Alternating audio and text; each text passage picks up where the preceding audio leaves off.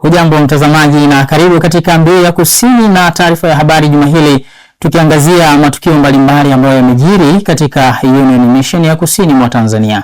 Kwanza tuangalie muktasari wa yale tulionayo juma hili. Wito umetolewa kwa washiriki wa kanisa la Adventista wa Sabato kununua, kusoma na kugawa kitabu cha utume cha mwaka chenye ujumbe wa maneno ya matumaini. Katika habari za kimataifa, wanafunzi kutoka shule ya Waadventista kusini mwa Brazil walikusanyika pamoja kumuunga mkono mwalimu aliyegunduliwa kuwa na saratani ya matiti. Kwenye maburudisho wiki hii tunao waimbaji wa Jomireso kutoka jijini Dodoma ambao wamezidi kuwa mbaraka kwa watu wengi kupitia huduma yao ya uimbaji.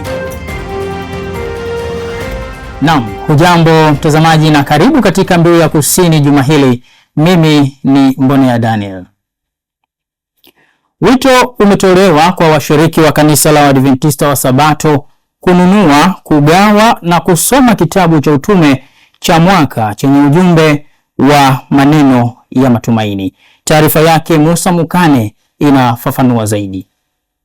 Wito huo umetolewa na mwenyekiti wa jimbo la Ziwa Tanganyika, Mchungaji Steven Ngusa, katika uzinduzi wa kitabu cha utume, ambapo amesema ni kitabu kizuri chenye mafundisho mazuri na chenye kutia moyo na matumaini kwa mafundisho ya Kikristo. Kitabu hiki cha maneno ya matumaini ni kitabu kizuri sana, kimeelezea mifano mizuri sana ya mambo ya Yesu wakati Yesu akiwa duniani hapa. Maneno yake ni maneno yenye kutia moyo, kwa kitakutia moyo wewe mwenyewe, lakini kitaitia moyo familia yako, lakini kitamtia moyo mwingine aliyekata tamaa.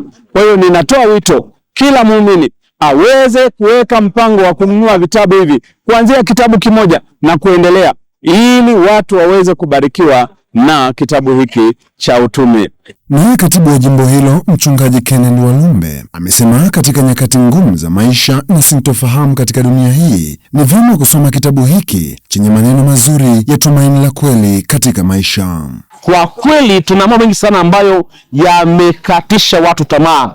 Watu wamekata tamaa kiuchumi, kifamilia, kijamii, kitaaluma na mambo mengine mengi. Wanahitaji maneno yanaweza kuwatia tumaini. Tunue hivi vitabu tupeleke kwa watu ambao wamekata tamaa. Hata hivyo, Mchungaji Alfred Mbwambo, mkurugenzi wa elimu, uhuru wa dini na mawasiliano, na Mchungaji Sabato Marcos, ambaye ni mkurugenzi wa huduma za kichungaji na idara ya uchapishaji, wamesema ni muhimu kwa washiriki kukisoma kitabu hiki na kukielewa ili kujengwa kiimani. Wengi tunavichukua vitabu hivi na hatupati muda wa kuvisoma. Ninajua ya kwamba tulikuwa tuna kitabu cha Tumaini Kuu. Ziko kurasa ambazo zina ujuzi wa thamani, tuongoa na kututia moyo kupeleka wengine. Ni lazima sisi tuujue. Ninatoa wito, baba, mama na watoto, tutafute muda wa kukaa pamoja na kusoma kitabu. Kitabu hiki kimezinduliwa na ni mahususi kwa ajili ya washiriki kwanza kukisoma, lakini sio kukisoma tu, kukisambaza pia. Hivyo basi wito umetolewa katika siku ya leo ya kwamba vitabu hivyo visiishie mikononi mwa washiriki, wavisome kwa ajili ya ukuaji wao wa kiroho. Pamoja naye Justin Mbajo, mchungaji mwenyeji wa mtaa wa Sumbawanga, pamoja na washiriki waliofanikiwa kuhudhuria katika tukio hili, wamesema wamejipanga kama kanisa kushiriki katika mpango huu wa ununuzi, usomaji na ugawaji wa kitabu. Tuungane kwa pamoja kununua kitabu hiki cha maneno ya matumaini na kukisoma na kisha kukigawa kwa watu wengine, ili watu wote na watu mbalimbali waweze kuokolewa kupitia maneno hayo ya matumaini ambayo Yesu Kristo anakusudia kukutana nasi kupitia maneno hayo. Zena Elisante, pia kitu kikubwa ambacho ninaomba ni kwamba tunapokwenda kugawa kitabu hiki, tuzidi kuwaombea kwa Mungu ili Mungu aweze kuwapatia Roho Mtakatifu ili wanaposoma vitabu hivi waweze kuvielewa na hatimaye waweze kuona nuru hii ambayo sisi tayari tumeshaipata. Naitwa Faustina Kesha.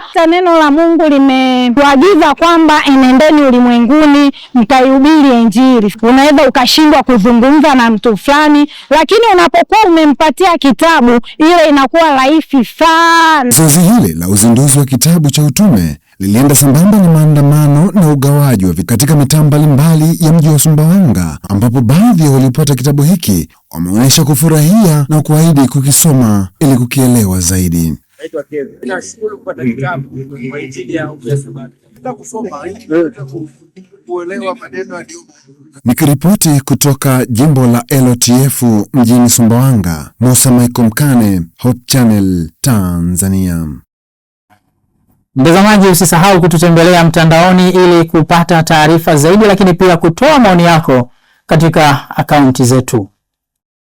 Tunaendelea kusonga mbele na taarifa yetu ya habari na Mbiu ya Kusini juma hili, na hivi sasa mtazamaji, tutupie macho katika habari zingine zilizotufikia kwenye dawati letu la habari juma hili. Wito umetolewa kwa washiriki wa kanisa la Waadventista wa Sabato kushiriki kikamilifu katika mpango wa Sauti Moja Utume kwa Wote 2027. Taarifa yake Musa Mkani inafafanua zaidi. Akizungumza katika zoezi la uzinduzi wa Sauti Moja ya Utume 27, mwenyekiti wa jimbo la Ziwa Tanganyika, Mchungaji Steven Ngusa, amesema lengo kubwa katika tukio hilo ni kuhusisha waumini katika kushiriki shughuli za kiutume. Katika tukio la leo tulikuwa tunazindua mpango wa Sauti Moja 27 Utume kwa Wote. Kwa hiyo ni mpango wa pekee ambao umekusudia kuwahusisha waumini katika kusherehekea shughuli za kiutume. Sherehe hizi sio za kula wala kunywa, badala yake ni kusherehekea muda uliovutwa mrefu kabisa wa miaka 2000 tangu kuanzishwa kwa Injili ya Yesu Kristo alipokuja hapa duniani na baada ya kuwa amebatizwa. Sambamba na hilo, katika tukio hilo washiriki wameonyesha hali na mwamko mkubwa wa kushiriki katika kazi ya utume. Limekuwa tukio la pekee sana, lakini halikomei kuwa tukio. Limechochea ari ya watu kwenda kufanya kazi ya kushuhudia, kwenda kufanya kazi ya kuhubiri Injili katika miaka hii ambayo tumepewa ili tuisukume kazi ya Injili isonge mbele. One Voice 27. Kwa upande wake, katibu mkuu wa jimbo hilo, Mchungaji Kenneth Dennis Walumbe, amesema kama kanisa limeweka programu ya utume wa sauti moja, kwani kumekuwa na sauti nyingi katika dunia ya leo, kati sauti pekee ni ya Yesu Kristo. Kwa nini utume kwa wote na kwa nini Sauti Moja 27? Kwa hiyo kama kanisa tumekuwa na program ya kuweza kufanya utume ili Yesu anapokamilisha miaka 2000 watu wengi sana waje kwa Yesu Kristo. Sasa sauti zimekuwa nyingi sana duniani hizo na habari za Yesu. Tunahitaji sauti moja ambayo sauti moja inatokana na neno la Mungu au Biblia, na Biblia peke yake. Mungu akabariki sana na katika utume, lakini sauti iwe ni moja ya Yesu Kristo peke yake. Naye mkurugenzi wa elimu, uhuru wa dini na mawasiliano wa jimbo hilo, Mchungaji Isaac Alfred Mbwambo, amesema kuwa sio lazima kuwa na vifaa vikubwa ili kuifanya kazi ya utume. Badala yake unaweza kutumia fursa ulionayo kuifanya kazi ya Mungu. Katika wito huu umetutia moyo, hauhitaji kuwa na kamera kubwa ili kufanya uinjilisti. Hauhitaji kuanzisha effort ya wiki 3 ili kufanya uinjilisti. Mikononi mwako una simu, unatiwa moyo sana kuweza kutuma ujumbe utakaoweza kusaidia kwa ajili ya kuongoa roho, badala ya kusambaza ujumbe wa matusi, unafiki na vicheko. Pamoja naye Mchungaji Alkailo Kaigiro, mkurugenzi wa idara ya huduma za vijana, muziki, chaplainsia pamoja na idara ya afya, amesema vijana ni idara muhimu katika kushiriki kamilifu kuifanya kazi ya utume kuwa sauti moja. Na sisi kama vijana ndio walengwa hasa. Vijana tuko mitandaoni zaidi, tunajua namna ya kutumia simu tulizo nazo, mitandao ya kijamii, na kwa sababu hiyo Sauti Moja 27 inatutaka sisi vijana tujihusishe kikamilifu katika One Voice 27. Nikiripoti kutoka katika viwanja vya kanisa la Waadventista wa Sabato Jangwani, jimbo la Ziwa Tanganyika, mimi ni Musa Michael Mkane wa Hope Channel, Tanzania. Asante sana Musa Mkane kwa taarifa hiyo, na hivi sasa tuelekee kule katika konferensi ya Seki ambapo idara ya huduma za wanawake katika konferensi hiyo imezindua kitabu cha utume kitakachotumika kwa wanawake wote wa konferensi hiyo kwa mwaka huu wa 2026. Taarifa yake Mtambo Mngereza inaeleza zaidi.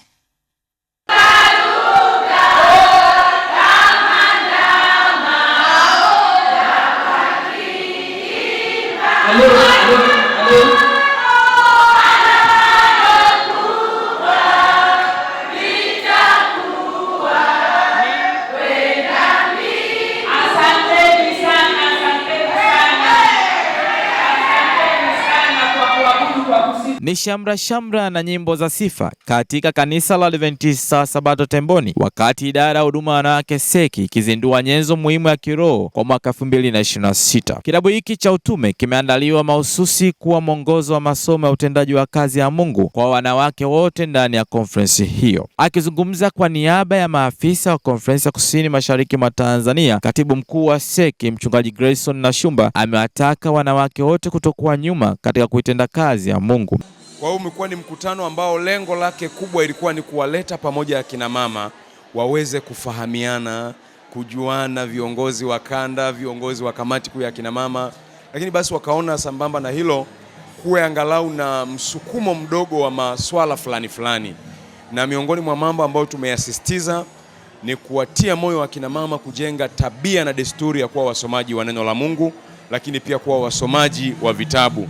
Lakini pia tumewatia moyo akina mama kujikita sana katika swala zima la uwekezaji kwa maana ya ujasiriamali, lakini pia tumewatia moyo akina mama kushiriki kikamilifu katika kazi ya Mungu, maana hilo ndio kusudi kubwa la uwepo wao kama idara ya huduma za wanawake. Wanawake wa Conference ya Kusini Mashariki mwa Tanzania wamenunua vitabu vya maneno ya matumaini vya thamani ya milioni 1,770,000. Na huu ni mwanzo tu. Lakini pia wamenunua vitabu vya siri za ustawi wa familia karibu vitabu 200 kama kitabu rasmi cha idara kwa ajili ya kujifunza na kugawa kwa marafiki na watu wa karibu. Niendelee kuwatia moyo wanawake wote wanaposikia fursa kama hizi kushiriki maombi haya kila mwisho wa mwezi, wasiache kuja hapa. Tunakutana na Mungu, lakini pia katikati ya wiki tuna nyakati za maombi kupitia kundi letu la WhatsApp. Basi hivyo niwaalike pia waendelee kuchukua nafasi hii kama nafasi ya pekee ya kukutana na Mungu. Na wajumbe waliohudhuria katika kongamano hilo wana haya kusema. Moja, maombi yanaweza kufanya ukafanikiwa katika maisha yako binafsi, lakini pia maombi yanaweza kubadilisha familia. Mimi kama binti nikisimama katika maombi, wazazi wangu, familia yangu inaweza kubarikiwa kupitia mimi, lakini pia inaweza kuwa na mafanikio makubwa kwa sababu ya maombi. Wito wangu leo wakina mama wote makanisani, moja, tuone wito wa kusimama pamoja kupitia idara za huduma za wanawake. Idara hii tukisimama nayo vizuri inaweza ikafanya uinjilisti mkubwa ambao Mungu amekusudia tuufikie. Kwa hiyo niwaombe sana tushiriki katika program za huduma za wana wa kike makanisani. Lakini pia tushirikiane na viongozi wa huduma za wanawake makanisani. Tuyasaidie makanisa yetu. Kupitia wanawake tunaweza tukafanya mambo makubwa mazuri ambayo Mungu amekusudia tuyafikie katika utume ambao ametuitia. Nikiripoti kutoka kanisa la Adventista Sabato Temboni, mimi ni Mgereza Mtambo. Naam, taarifa hiyo inatupeleka kwa mapumziko mafupi. Tukirejea mtazamaji, ni habari za kimataifa pamoja na habari za muziki na maburudisho. Asante sana kwa kuendelea kuwa pamoja nasi. Mimi ni Mbonea Daniel. Je, ungependa kuwa sehemu ya muhimu kabisa katika vuguvugu la mapinduzi ya kimawasiliano katika shughuli za utume? Usikose mkutano wa GAIN utakaofanyika katika Chuo Kikuu cha Arusha kuanzia tarehe 1 hadi 4 Aprili 2026. Tukiwaleta pamoja maofisa wa Union Conference na Film, wakurugenzi wa idara zote, wachungaji, wazee wa makanisa na wakuu wa huduma kwa makanisa mahalia, pamoja na wakurugenzi wa mawasiliano wa kanisa mahalia, makarani na makatibu mtasi na wadau wote wa mawasiliano. Kauli mbiu yetu ikiwa Integrated for Mission, yaani tumefungamana katika utume. Kiingilio ni shilingi 50,000 tu. Lipa kupitia M-Pesa namba 0746 737 953. GAIN 2026, tuungane, tushikamane, tumalize utume. Tukutane Arusha.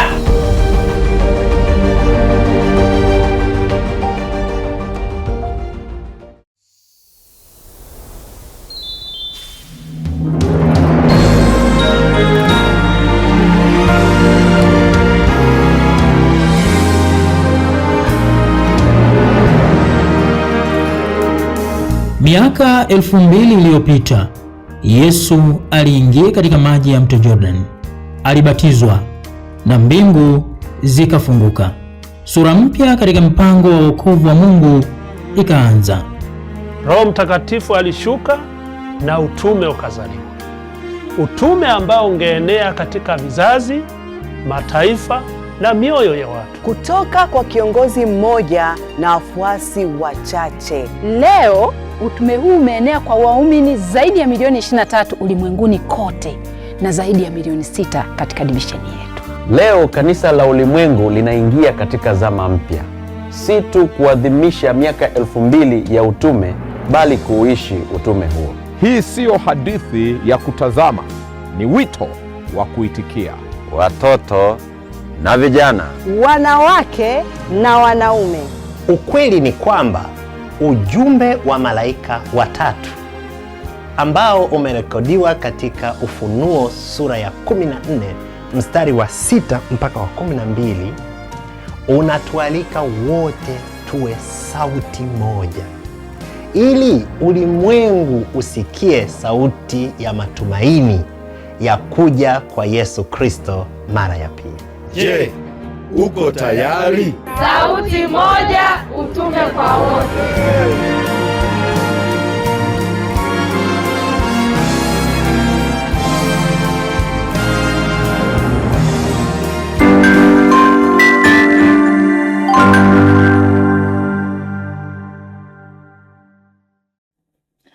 Mtazamaji, na kabla hatujasonga mbele zaidi, hebu tujikumbushe yale tulionayo katika dawati letu la habari juma hili. Wito umetolewa kwa washiriki wa kanisa la Waadventista wa Sabato kununua, kusoma na kugawa kitabu cha utume cha mwaka chenye ujumbe wa maneno ya matumaini. Katika habari za kimataifa, wanafunzi kutoka shule ya Waadventista kusini mwa Brazil walikusanyika pamoja kumuunga mkono mwalimu aliyegunduliwa kuwa na saratani ya matiti. Kwenye maburudisho wiki hii tunao waimbaji wa Jomireso kutoka jijini Dodoma ambao wamezidi kuwa mbaraka kwa watu wengi kupitia huduma yao ya uimbaji. Tunaendelea kusonga mbele na taarifa yetu ya habari, mtazamaji, na hivi sasa tutupie macho katika habari za kimataifa.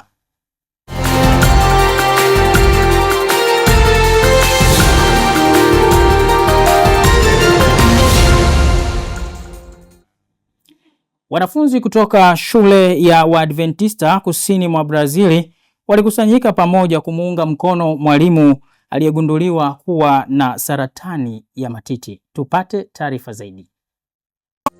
At Adventist schools, care goes far beyond textbooks and tests. That's exactly what students at Colegio Adventista do Boqueirão demonstrated when they came together to support their teacher, Cynthia, during a difficult season in her life. The students at the Adventist College of Boqueirão are organizing a public demonstration to show their respect and support for teacher Cynthia Paveri. Our teacher has been diagnosed with breast cancer, and she is currently undergoing treatment. Teacher Cynthia has always cared deeply about the education she provided us.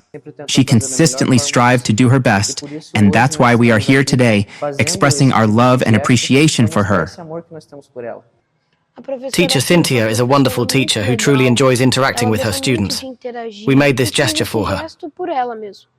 What began with one student's decision quickly sparked a wave of solidarity. 6 boys shaved their heads, and what might seem like a simple haircut became a powerful expression of Christian values: empathy, compassion, and love in action. The tribute video, hosted by the school, quickly went viral. Cynthia watched it while waiting at a medical appointment and couldn't hold back her emotions. The story gained national attention, with a major Brazilian TV network covering it live. Including the emotional moment, Cynthia was reunited with her now bald students on air. This story goes far beyond the classroom. It's a powerful reminder that when love is lived out through action, it speaks louder than words and can echo across the world.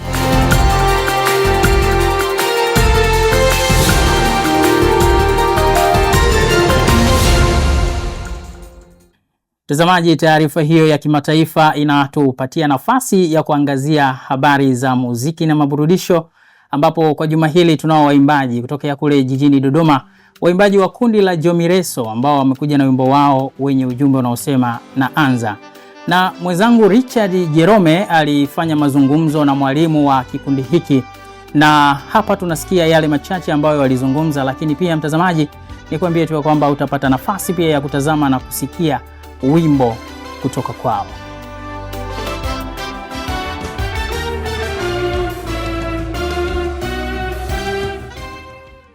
Okay, kwa majina naitwa Maiga Manyoro. Ndio. Ni mwalimu wa kikundi cha Jomireso hapa Dodoma. Sawa, sasa tunatamani kujua angalau kidogo kuhusu kikundi hiki cha Jomireso, maana inawezekana wengine wamekuwa wakikisikia tu juu. Angalau kwa ufupi una yapi ya kutuambia kuhusu Jomireso? Jomireso ni kikundi cha muda mrefu kidogo. Nafikiri sasa mwaka huu tutakuwa tunakamilisha mwaka wa 10 tangu tumeanza utume. Ndio.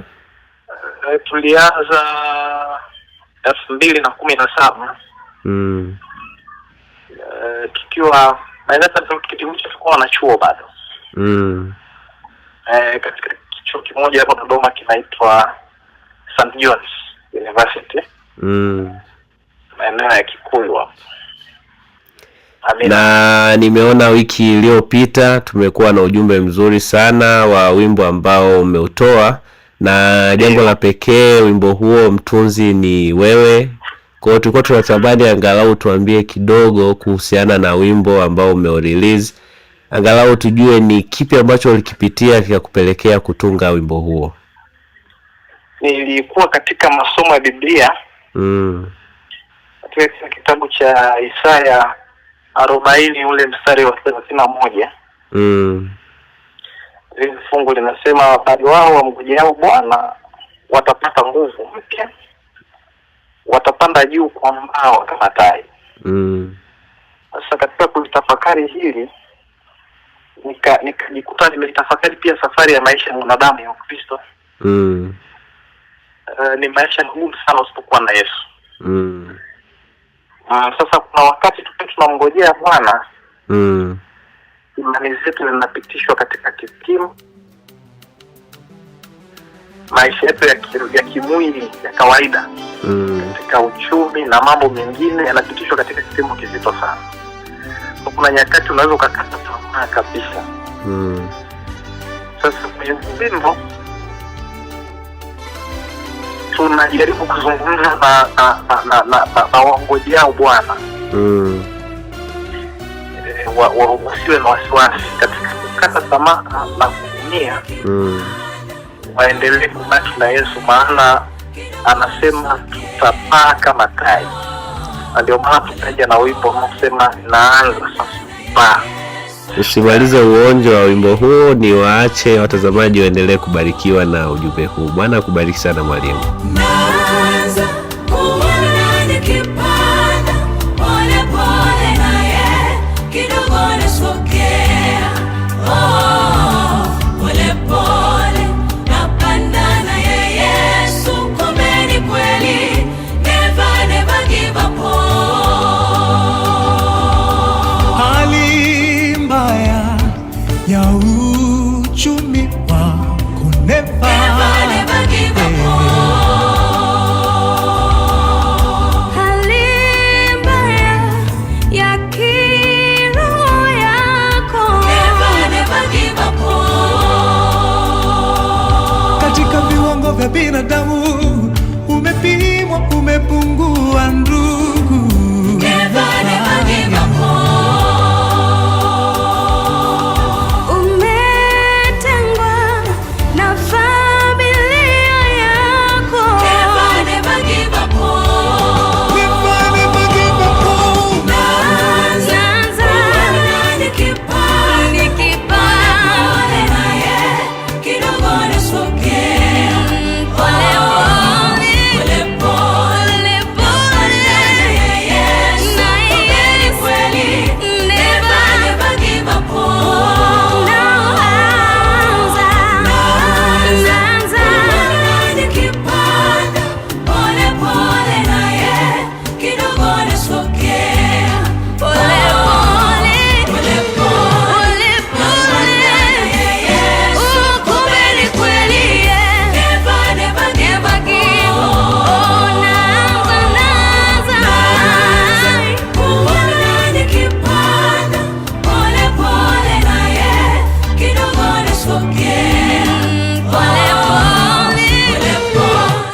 Mtazamaji, naamini ya kwamba umebarikiwa vyema na ujumbe katika wimbo huo, lakini pia unaweza kuwatembelea katika mitandao yao mbalimbali ya kijamii ili uweze kupata nyimbo nyingi zaidi ambazo zitakubariki. Mpaka hapo mimi nafikia tamati katika taarifa ya habari na Mbiu ya Kusini juma hili. Kwa niaba ya wale wote waliofanikisha taarifa hii kukufikia, jina langu naitwa Mbonea Daniel. Nikutakia utazamaji mwema wa vipindi vinavyoendelea hapa Hope Channel Tanzania. Mungu akubariki.